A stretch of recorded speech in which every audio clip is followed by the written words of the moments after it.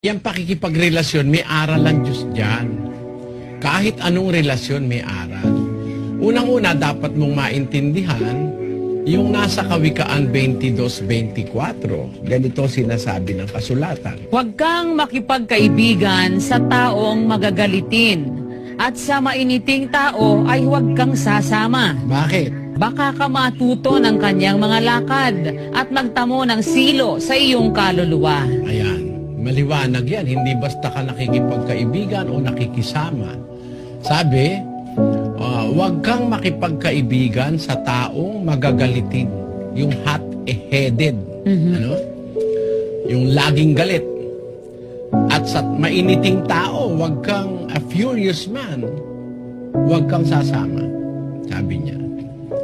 Baka matuto ka ng kanyang lakad at magtamo ng silo sa iyong kaluluwa. Yan, aral na ng Diyos yan. Hindi ka basta nakikipagkaibigan o nakikisama. Opo.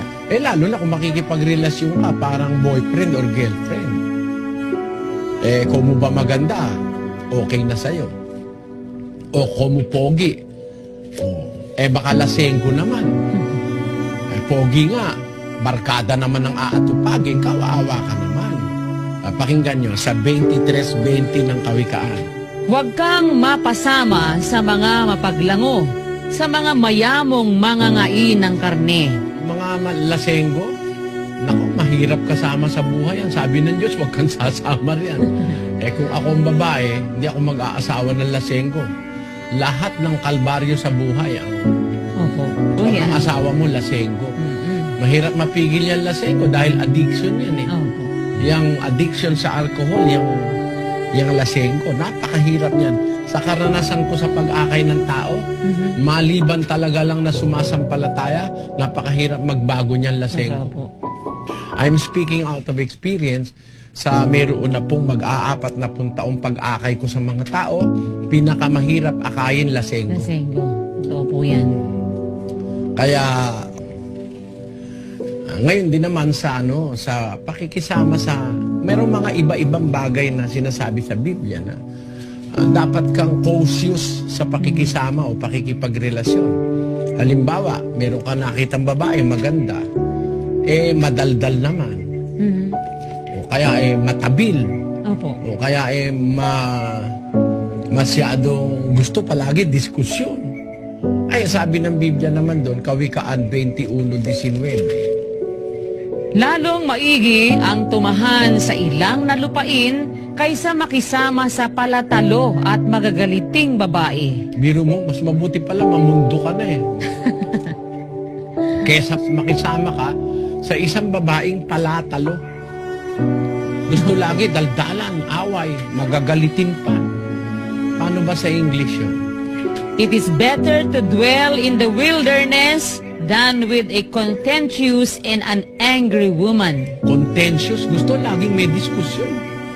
Lagi gusto siya bida at laging galit. It is better to dwell in the wilderness than with a contentious and an angry woman. Kaya may mga aral ng Diyos para malaman mo kung titignan mo pagka ganito na, didistansya ka na. Ganyan ang ibig sabihin niya. Meron talagang mga aral, kapatid.